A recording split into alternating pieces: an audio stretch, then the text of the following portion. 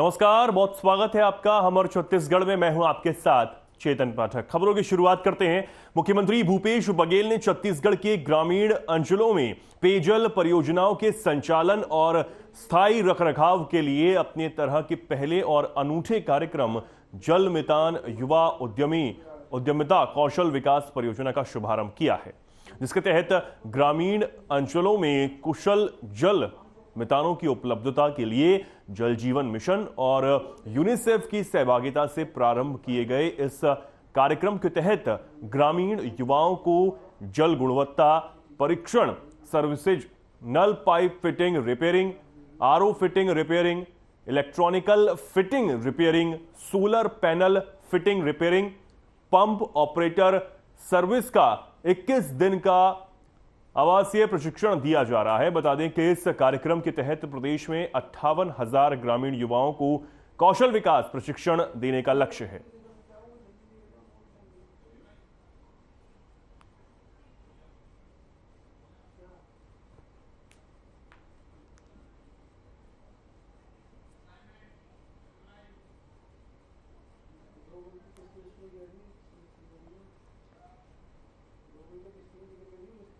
BJP प्रदेश अध्यक्ष अरुण साव के बयान पर पलटवार करते हुए छत्तीसगढ़ कांग्रेस संचार प्रमुख सुशील आनंद शुक्ला ने कहा कि बीजेपी मुद्दों से ध्यान भटकाने का काम करती है। संचार प्रमुख ने कहा कि बीजेपी के केंद्रीय मंत्री गिरिराज सिंह जो छत्तीसगढ़ की धरती पर महापाप करके गए हैं, गांधी के हत्यारे को भारत का सपूत बता के गए हैं, जिससे देश का एक एक नागरिक आहत हुआ है। भारतीय जनता पार्टी को गिरिराज सिंह के बयान पर माफी मांगनी चाहिए, न कि मुद्दों से ध्यान भटकाना चाहिए।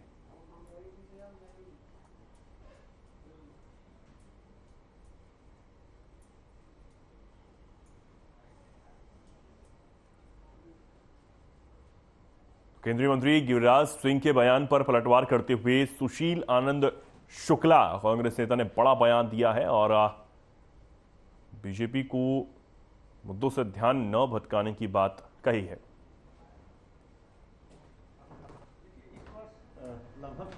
देखिए, कांग्रेस में तो बिल्कुल भी गुटबाजी नहीं है। सारे नेता एकजुट होकर 2018 में भी भारतीय जनता पार्टी को पटकनी दिए थे, 2023 में भी पटकनी देंगे। अरुण साव बेचारे बने हुए हैं। अरुण साव की स्थिति इस समय भारतीय जनता पार्टी में बहुत ही निरीह अध्यक्ष की हो चुकी है। अरुण साव को कोई मानने को तैयार नहीं है। यहाँ तक कि इनके केंद्रीय नेतृत्व को पत्र जारी करना पड़ा कि किसी भी कार्यक्रम में प्रदेश अध्यक्ष को ही आगे रखा जाए। मतलब यहाँ के कार्यकर्ता बाकी नेताओं को आगे रख रहे थे, रमन सिंह को, बृजमोहन को, अजय चंद्राकर को, शिवरतन को, तमाम लोगों को आगे रख रहे थे, लेकिन अरुण साव को आगे नहीं रख रहे थे। आज स्थिति है कि भारतीय जनता पार्टी अपने अध्यक्ष को, अपने नेता प्रतिपक्ष को, जो स्वाभाविक दावेदार होता है किसी भी दल का, स्वाभाविक चेहरा होता है, लेकिन भारतीय जनता पार्टी अरुण साव को चेहरा भी मानने से इनकार कर रही है। तो ऐसी स्थिति में अरुण साव को आत्मोलोकन करना चाहिए कि वो कहाँ खड़े हैं। एकदम बेचारहीपूर्ण उनकी स्थिति है। मोदी सरकार के 9 साल पूरा होने पर बीजेपी महाजनसंपर्क अभियान चला रही है। अभियान के अंतर्गत टिफिन बैठक कर सभी का विचार जानने की कोशिश की जा रही है। टिफिन बैठक से अच्छा परिणाम सामने आता है। प्रदेश अध्यक्ष अरुण साव ने मुख्यमंत्री भूपेश बघेल द्वारा बिलासपुर एयरपोर्ट से उड़ान सेवा बहाली के बयान पर अरुण साव को धरने पर बैठने की बात कही थी, जिस पर पलटवार करते हुए बीजेपी अध्यक्ष अरुण साव ने कहा कि मैं अपनी बात बहुत मजबूती के साथ रखता हूं। बिलासपुर एयरपोर्ट राज्य सरकार के एयरपोर्ट है। राज्य सरकार की उपेक्षा के कारण हवाई सेवा का विस्तार नहीं हो पा रहा। जनसंपर्क महाअभियान के अंतर्गत टिफिन बैठक भी तय हुई है। वरिष्ठ कार्यकर्ताओं के साथ बैठक, व्यापारियों से संवाद, लाभार्थी से मिलने का काम, ये सारे कार्यक्रम उसी अभियान के अंतर्गत है। और एक टिफिन बैठक भी उसी अभियान का हिस्सा है, ताकि कार्यकर्ताओं से आपस में बैठकर एक साथ भोजन और एक साथ विभिन्न। देखिए, कांग्रेस का कार्यकर्ता भी आज नाराज है, आक्रोशित है। जिस प्रकार से कांग्रेस के कार्यकर्ता जनता का सामना नहीं कर पा रहे हैं, जनता को जवाब नहीं दे पा रहे हैं, क्योंकि पूरे प्रदेश में विकास के काम ठप है, भ्रष्टाचार ही हो रहा है। तो कांग्रेस के कार्यकर्ता भी सरकार से नाराज हैं और इसलिए मुझे लगता है कि इन सम्मेलनों का कोई लाभ कांग्रेस को नहीं मिलना है। देखिए, आज अलग अलग मुद्दे उठाकर भूपेश बघेल राज्य की जनता से अपनी विफलता छुपाने का प्रयास कर रहे हैं। आज छत्तीसगढ़ में जिस प्रकार से घोटाले दर घोटाले हुए हैं, जिस प्रकार से पीएससी का घोटाला हुआ है, नौजवानों के भविष्य के साथ खेलने का काम हुआ है, आज जिस प्रकार से पूरे प्रदेश में विकास के काम ठप हैं, जिस प्रकार से सारी योजनाएं भ्रष्टाचार के भेंट चढ़ रही है, चाहे वो जल जीवन मिशन का मामला हो, और उससे ध्यान भटकाने के लिए भूपेश बघेल जी इस प्रकार के मुद्दे लेकर आते हैं। देखिए, भगवान राम का मुद्दा ये हमारे लिए कभी चुनावी मुद्दा रहा नहीं। ये हमारे श्रद्धा, ये हमारे आस्था का विषय रहा है और चुनाव के मुद्दे अलग होते हैं। आज छत्तीसगढ़ में जहां तक मुद्दों का प्रश्न है, इतने मुद्दे हैं क्योंकि छत्तीसगढ़ में 4.5 साल में राज्य की कांग्रेस सरकार ने कुछ भी नहीं किया है। एक भी उपलब्धि इस सरकार की नहीं है। हर वर्ग को ठगने का काम, धोखा देने का काम किया है, छत्तीसगढ़ को शर्मसार करने का काम किया है, घोटाले दर घोटाले किया है। तो मुद्दों की कमी नहीं है, आम जन परेशान है। हर राजनीतिक दल को अपने अभियान, अपने कार्यक्रम करने का अधिकार है और हमने अपने कार्यकर्ताओं के साथ सामूहिक रूप से एक साथ बैठकर भोजन करना और आपस में चर्चा करना, ये हमारे कार्यक्रम का हिस्सा है। और निश्चित रूप से जब एक साथ भोजन करते हैं तो आपस में जो बातचीत होती है और उसका बड़ा महत्व होता है। इसी उद्देश्य से ये कार्यक्रम है। कांग्रेस के पेट में दर्द होना स्वाभाविक है क्योंकि आज छत्तीसगढ़ की जनता जिस प्रकार से कांग्रेस से नाराज है, कांग्रेस से दूर जा चुकी है, कांग्रेस सरकार के लिए आक्रोश है, तो उनके पेट में दर्द होना स्वाभाविक है। मुझे जहां बात रखना है मैं बहुत मजबूती से रख रहा हूं। सवाल इस बात का है कि बिलासपुर का एयरपोर्ट राज्य सरकार का एयरपोर्ट है। राज्य सरकार उस एयरपोर्ट को उपेक्षित करके रखी है। बिलासपुर के क्षेत्र के लोगों के साथ उपेक्षा कर रही है राज्य की कांग्रेस सरकार। एयरपोर्ट में जो सुविधाएं होनी चाहिए वो सुविधाएं उपलब्ध नहीं करा पा रही है। एयरलाइंस कंपनियों को जो रियायत देनी चाहिए वो नहीं दे रही है। इसलिए अभी भी जो हवाई सेवा चल रही है वो भारत सरकार की कंपनी अलायंस एयर चला रही है। राज्य सरकार की उपेक्षा के कारण बिलासपुर की हवाई सेवा का विस्तार नहीं हो पा रहा है और इसका कोई दोषी है तो राज्य की भूपेश बघेल की सरकार है।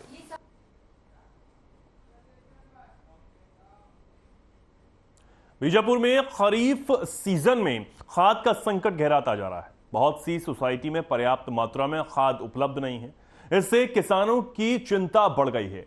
राज्य में खाद्य भंडारण लक्ष्य से कम होने के कारण किसानों को हमेशा की तरह रासायनिक खाद की किल्लत से जूझना पड़ सकता है। यदि समितियों में समय पर खाद बीज नहीं मिलेगी तो किसानों को निजी दुकानों से खरीदना पड़ सकता है। सीजन में निजी दुकानदार मौके का फायदा उठाते हुए किसानों से अधिक दाम वसूलते हैं, जिससे किसानों को आर्थिक नुकसान पड़ता है। ऐसे में पहले से ही प्रदेश में पर्याप्त मात्रा में खाद की व्यवस्था कर ली जाएगी तो आने वाले समय में किसानों को खाद की किल्लत से जूझना नहीं पड़ेगा। प्रदेश में खरीफ फसल के लिए खाद की किल्लत के संबंध में आज हमने कलेक्टर के समक्ष ज्ञापन दिया है और यह समस्या छत्तीसगढ़ में है। हर बार की तरह ना हो करके इस बार हमने ज्ञापन दिया है। आम आदमी पार्टी जिला इकाई के द्वारा आज संयुक्त कलेक्टर मैडम सुमन राजी को हमने ज्ञापन दिया। आज आम आदमी पार्टी के द्वारा यहाँ पे डोर टू डोर विजिट किए। मैं बताना चाहूँगा कांग्रेस और बीजेपी सिर्फ गांव-गांव में जाके अपने विकास दिखाना चाहते, परंतु ऐसे हम जब वास्तविक जानते हैं तो यहाँ पे विकास कुछ नहीं है। आज देखते हैं 2023 है, आज कांग्रेस सरकार बनकर 4.5 साल हो रही है, 5 साल होने को है, परंतु विकास जस का तस है। आज हम देखते हैं जैसा हम डोर टू डोर विजिट किए तब हमें पता चला है वार्ड नंबर 14 में बोरिंग तो है, वहां पे पानी नहीं है और देखेंगे वहां पे पट्टे नहीं है, मकान तो बनाए पट्टे नहीं दिए हैं। साथ ही साथ वहां पे जो वार्ड पार्षदों को मैं बोलना चाहूंगा और क्षेत्र विधायक जी को मैं बोलना चाहूंगा, इन्होंने कहा कि चुनाव समय हम हर क्षेत्र का हर काम देखेंगे, परंतु अब जब वास्तव में देखते हैं ऐसा कुछ काम नहीं हो रहा है। जैसा हम देखते हैं डोर टू डोर विजिट कर रहे हैं, जो मूलभूत सुविधाएं हैं जैसे सड़क, नाली, पानी, जमीन का पट्टा हेतु वर्तमान में जो कांग्रेस की सरकार है, इन्होंने सिर्फ विकास के नाम पर घोटाला किया, अपना घर का विकास किया। हम आज जानते हैं और सत्ता को याद दिलाना चाहेंगे, कांग्रेस सरकार को याद दिलाना चाहेंगे, ये चुनाव ही नहीं चलेगा। आपने जो घोषणा पत्र में जो वादा किए थे, ये वादा भी पूरा नहीं हुआ।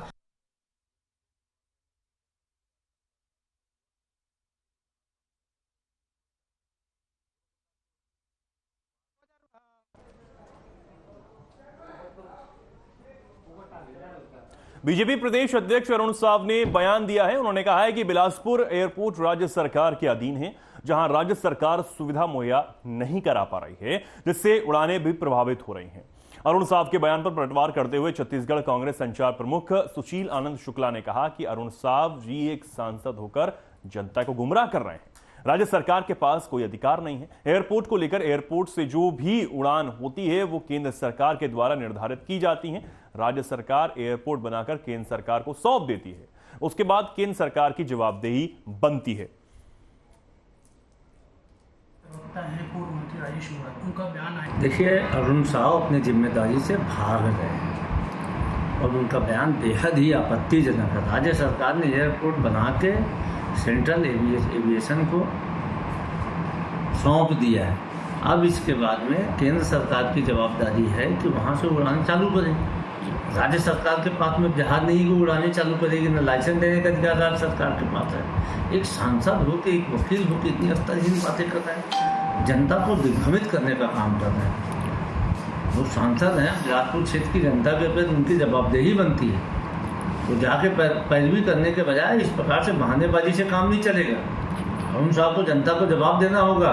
राज्य सरकार का एयरपोर्ट था, राज्य सरकार ने एयरपोर्ट बना के हैंड ओवर कर दिया है केंद्रीय एविएशन को। अब उनकी जवाबदारी है कि यहाँ से उड़ाने चालू करें।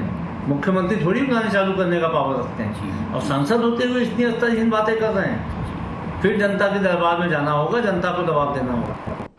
भाजपा के प्रवक्ता। अब खबर कोरबा से, जहां मंत्री जयसिंह अग्रवाल के सहयोग से पूज्य शंकराचार्य ने कोरबा में नए श्रीराम दरबार का लोकार्पण किया। इस अवसर पर छत्तीसगढ़ की प्रभारी कुमारी सैलजा, विधानसभा अध्यक्ष डॉक्टर चरणदास महंत, सांसद और विधायक समेत कई मंत्री मौजूद रहे। साथ चला करो, इधर ज्यादा लगे मत देखा। कोरबा के ऊर्जा नगरी में एक प्रभु श्री राम के आस्था का नया स्वरूप यहाँ पर उन्होंने स्थापित किया है।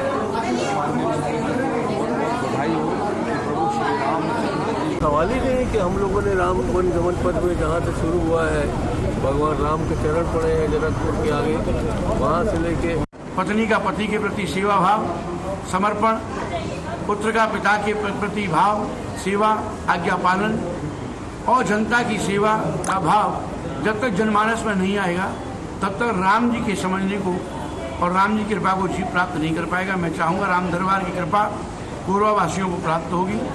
हमारे माननीय जन जन के प्रिय धार्मिक विचारधारा से उत्प्रोत फास्ट फूड खा रहा है आज की भाषा में, उससे उसका ऑर्गन, किडनी फेल होना, लीवर फेल होना आदि के कारण से मृत्यु के हाल में जा रहा है।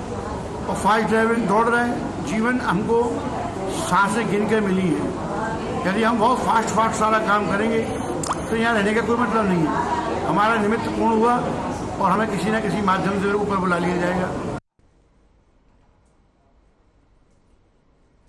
अपने 2 दिवसीय भोपालपट्टनम दौरे पर के दौरान बीजापुर विधायक विक्रम मंडावी ग्राम तिमेट पहुंचे। इस दौरान 150 मीटर लंबी आरसीसी सड़क निर्माण कार्य का भूमि पूजन किया गया। साथ ही ग्राम भटपली पहुंचकर ग्रामीण जनों से मुलाकात कर उनकी समस्याओं से अवगत होकर निराकरण भी उन्होंने किया।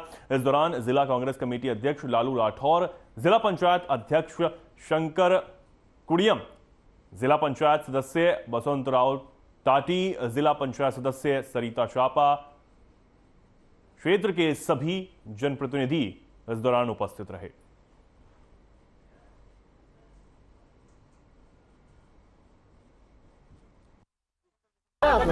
विधायक जी के आगमन पर तो अच्छा तो लग रहा है, भूमि पूजन वगैरह सब हो रहा है। अब इस हिसाब से तो देखा जाए आने वाले समय भी कांग्रेस का सरकार आने का स्थिति है। खुशी की बात है सर, अच्छी बात है जी, सब कुछ है, अच्छा लगता है। बहुत अच्छा लग रहा है। हमारे क्षेत्रीय विधायक महोदय जी हमारे ग्राम में आकर हमारे सीसी सड़क का भूमि पूजन किए हैं, तो हमारे ग्रामवासी हम भी बहुत खुश हैं। सीसी सड़क कार्य का भूमि पूजन विधायक महोदय जी का मैं बहुत बहुत शुक्रिया करती हूँ, धन्यवाद। छत्तीसगढ़ प्रदेश कांग्रेस कमेटी अल्पसंख्यक विभाग की प्रदेश कार्यकारिणी की बैठक हुई। प्रदेश प्रभारी निजामुद्दीन रायन, सह प्रभारी आशिफ पाशा एवं प्रदेश अध्यक्ष अमीन मैनन के नेतृत्व में राजीव भवन रायपुर में आयोजित की गई बैठक में होने वाले विधानसभा में कार्यकर्ताओं से अपील की गई कि सभी लोग चुनाव में एक साथ होकर कांग्रेस पार्टी को विजय बनाएं।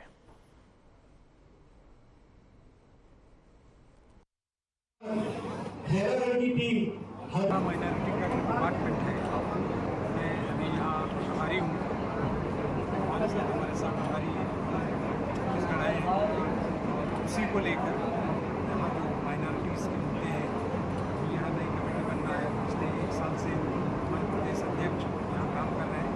उन सब संबंधों में पूरे प्रदेश के लोग उनके साथ हम चर्चा करने वाले हैं। उसी के संदर्भ में आज का ये मीटिंग रखा गया है।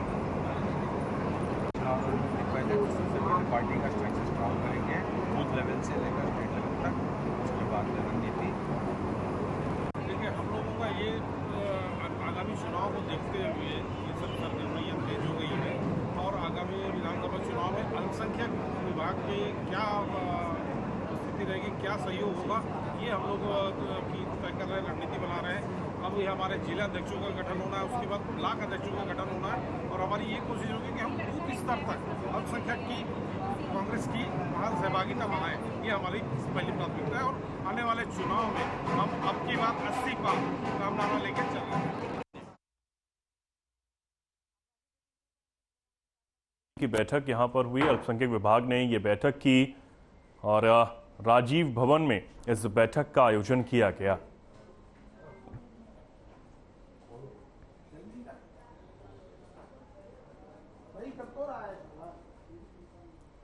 अल्पसंख्यक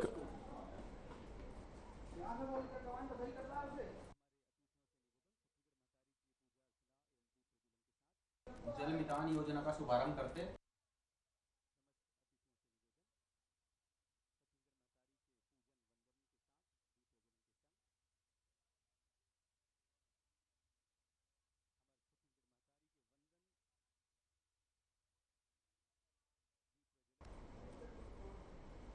अब आपको ले चलते हैं जहां सीएम भूपेश बघेल ने जल मितान योजना का शुभारंभ किया। उन्होंने क्या कुछ कहा इस मौके पर आपको सुनवाते हैं।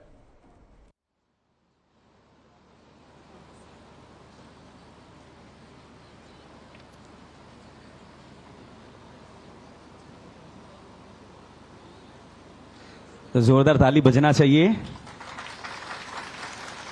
जल जीवन मिशन और यूनिसेफ के संयुक्त प्रयास के माध्यम से जल मितान युवा उद्यमी उद्यमिता कौशल विकास जो शुभारंभ हुआ थे टूल किट आज आप हमारे युवा मितान मन ला जल मितान जल दीदी मन ला प्रदान करे जाही। कार्यक्रम के विधिवत शुरुआत छत्तीसगढ़ महतारी के पूजा अर्चन और दीप प्रज्वलन के साथ।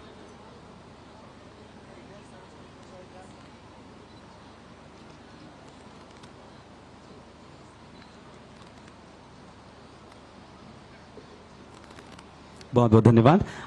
और इसके पश्चात छत्तीसगढ़ राज्य की जो हमारी परिकल्पना है, छत्तीसगढ़ राज्य के राजकीय गीत के संग हम कार्यक्रम का विधिवत आगाज करेंगे। आप सभी से निवेदन अपने स्थान पर खड़े होकर राजगीत के सम्मान के साथ अभिवादन आगाज कार्यक्रम की शुरुआत। निवेदन है छत्तीसगढ़ राजगीत की प्रस्तुति के लिए।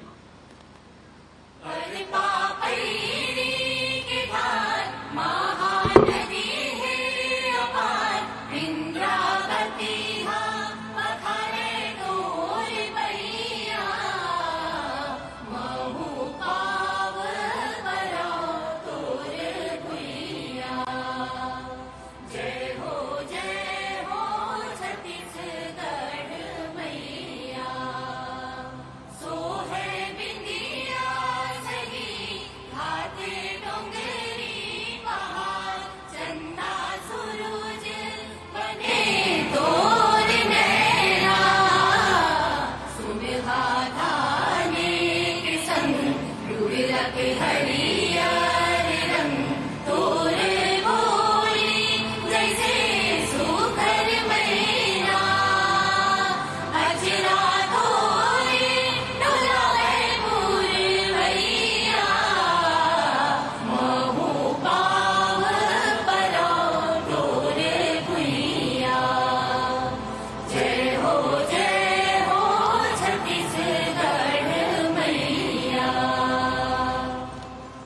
से बोलो छत्तीसगढ़ महतारी की।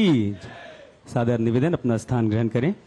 कितना सुघर बात है, जैसे कि हमन कहत रहें कि हमार राज्य ऐसे पहली राज्य है जेमा जल उद्यमिता ले लेके हमार जल मितान और जल दीदी के माध्यम ले अतन सुघर प्रयास करे जाते और कार्यक्रम की विधिवत शुरुआत हो चुकी है। हमार माई पहुना हमारे प्रदेश के यशस्वी मुख्यमंत्री श्री भूपेश बघेल जी के स्वागत के लिए मैं निवेदन करूंगा।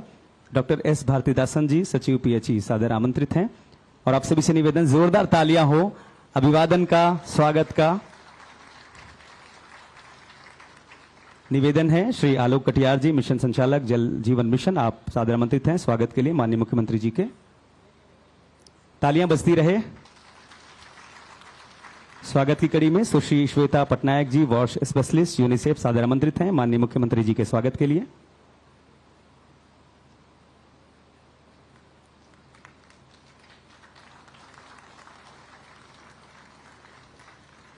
माननीय मंत्री श्री गुरु रुद्र कुमार जी के स्वागत के लिए मैं सादर निवेदन करूंगा श्री आलोक कटियार जी को।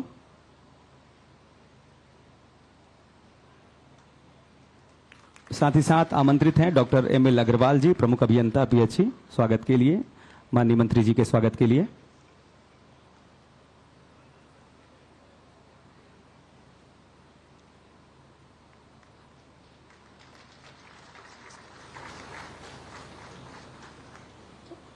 इसके पश्चात श्री अमिताभ जैन जी, मुख्य सचिव महोदय के स्वागत के लिए मैं निवेदन करूंगा श्री आलोक कटियार जी को।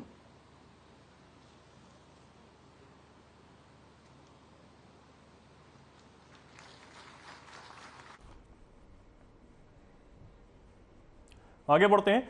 विधानसभा चुनाव में 75 प्लस के लक्ष्य को लेकर कांग्रेस संभागीय सम्मेलन में चर्चा की गई।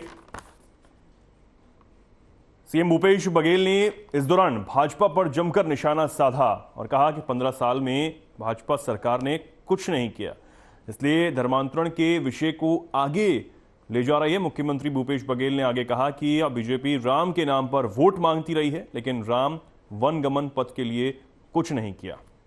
की उपस्थिति में मोहन जी के अध्यक्षता में ये संपन्न हुआ। आज चौथी कार्यकर्ताओं के संभागीय सम्मेलन शैलजा जी की उपस्थिति में मोहन जी के अध्यक्षता में ये संपन्न हुआ और हम सब सरकार के उपलब्धियों को लेकर जनता के बीच में जाएंगे और उसके साथ साथ हमारे ट्रेनिंग प्रोग्राम हैं, सोशल मीडिया में, बूथ मैनेजमेंट में, कांग्रेस के इतिहास, नेताओं का योगदान और यूपीए सरकार के 10 साल की उपलब्धि, छत्तीसगढ़ सरकार की उपलब्धि को लेकर जनता के बीच में जा रहे हैं।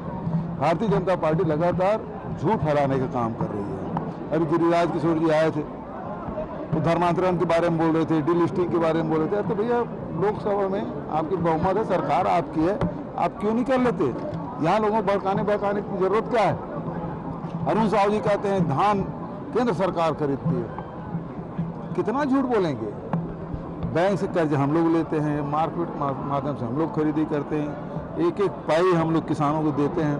यदि ऐसा था तो फिर रमन सिंह जी 10 क्विंटल खरीदी क्यों किए थे? हम तो 15 क्विंटल खरीद रहे हैं, आप 20 क्विंटल के फैसला किए। तो सरकार, राज्य सरकार खरीदती है और कितना झूठ बोलें, जनता न किसान इनके बरगलाने में नहीं आना। शासनकाल में 3 गुना ज्यादा कर्ज भारत में पड़ा है, बिल्कुल सही बात है। आज पूरे देश में 4.5 साल से अपनी कांग्रेस की सरकार ने जो काम किए हैं उस काम को जनता के पास ले जाना है और जनता को बताना है, क्योंकि आजकल आप देखते हैं कि सोशल मीडिया से लोग ज्यादा जुड़े रहते हैं और हमको बताना है कि हमने यहाँ पर क्या क्या काम किए, चाहे बच्चों के बारे में रहे, चाहे महिलाओं के बारे में रहे, चाहे युवाओं के बारे में रहे, चाहे किसानों के बारे में रहे। तो यही निष्कर्ष निकला है कि हमको जाना है सरकार की जो कामयाबी के जो 4.5 साल है उनको बताना है और नरेंद्र मोदी जी की जो 9 साल के जो नाकामी का जो समय बीता है उनके बारे में हमको बताना है। और यहाँ तक कि हम देखते हैं कि 15 साल डॉक्टर रमन सिंह का कार्यकाल रहा और 15 साल के उस कार्यकाल में यहाँ पर छत्तीसगढ़ की जनता के साथ कितना शोषण हुआ और जनता के साथ कितना वादा खिलाफी हुआ, उस चीज को भी हमको उजागर करना है। चुनाव पहले भी इस चीज में पहले भी बोल चुके हैं कि मुख्यमंत्री भूपेश बघेल बार-बार यहाँ पर भेंट मुलाकात कार्यक्रम के तहत जनता के बीच में गए और जनता से सीधी संपर्क किया। अगर उनकी कुछ समस्याएं होती थी तो समस्याओं पर सीधी भी बात की और उस समस्याओं का समाधान करने का काम किया। हमें पूरा विश्वास है कि आने वाले चुनाव में 2023 में 75 प्लस कांग्रेस की सीट आएगी। विधानसभा चुनाव होने वाले हैं, उसकी तैयारी के तहत प्रदेश कांग्रेस कमेटी के द्वारा संभागीय कार्यकर्ता सम्मेलन आयोजित किया गया है। बस्तर में हुआ है, बिलासपुर में हुआ है, दो दिन रायपुर में सम्मेलन हुआ है। जिससे प्रदेश के प्रभारी संजय जी, मुख्यमंत्री पटेल जी, प्रदेश के माननीय मोहन मरकाम जी और पूरे रायपुर संभाग के कार्यकर्ता, नेतागण, विधायक सब शामिल हुए हैं। और 2023 में 75+ सीट जीतने का लक्ष्य निर्धारित किया गया, संकल्प लिया गया। भारतीय जनता पार्टी के झूठ का प्रोपेगेंडा है जो सोशल मीडिया में भारतीय जनता पार्टी झूठ फैलाती है, अफवाह फैलाती है, दुष्प्रचार करती है, इसका कड़ा जवाब देने के यहाँ पे कई नीति बनाई गई है। कांग्रेस के रीति सिद्धांत है, कांग्रेस पार्टी के नेताओं ने देश के लिए योगदान दिया है। आज़ादी में जो कांग्रेस नेताओं का योगदान रहा है, आज़ादी के बाद जनता को बताया गया है। और भूपेश बघेल की सरकार की जो उपलब्धियाँ हैं जन जन तक पहुँचाना है और 2023 में 75 सीटें पुनः सरकार बनने का संकल्प। तो फिलहाल के लिए खबरों में इतना ही। नमस्कार।